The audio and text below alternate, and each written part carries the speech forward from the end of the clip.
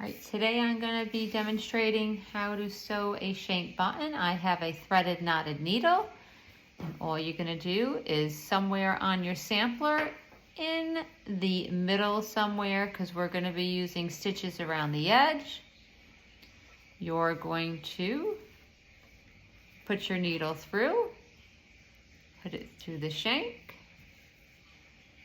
and then I'm going to go nice and tight down to the other side. So I'm pulling this tight and then bringing it close to the middle.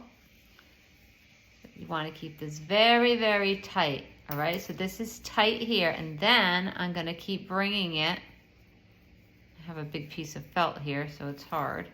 I'm going to bring it up close. I'm actually touching that bottom shank there, that metal piece, bringing it up, going now through that hole from one side to the other, pulling it tight, and then bringing it down to the bottom of the felt. Again, I'm touching the metal piece as I do that. So that's once.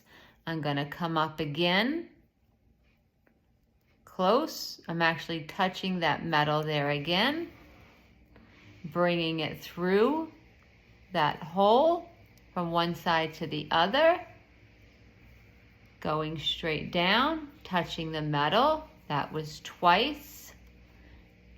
I'm gonna do that again. So this is my third time, close, bringing it through. Whoops, almost bringing it through.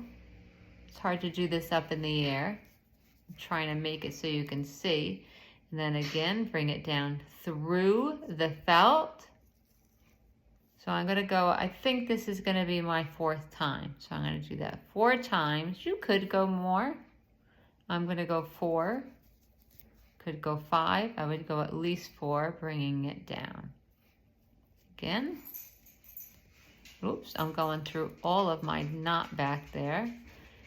Okay, so that was about 4 times. So it's nice and tight. Now I'm gonna bring it up again, close to that metal shank on the bottom, as close as I can. I'm actually touching it. And then I'm gonna shank it, which means I'm gonna wrap it underneath the button. So I do have to put it down right now.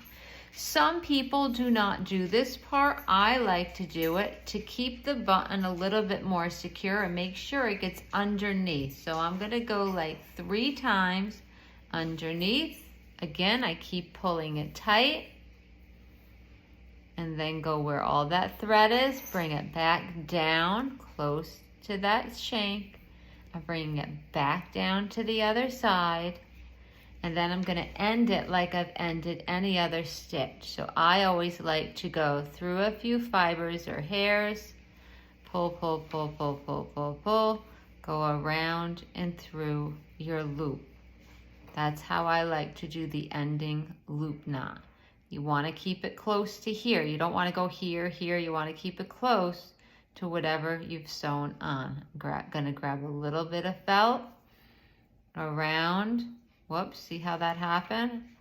I'm gonna fix that. Around, and if I could just go through the loop, I'm not gonna get a knot. So I go around to the back and through it and pull it tight. And you could feel the knot. And then I'm gonna cut right above, and that is the shank button. It's nice and tight.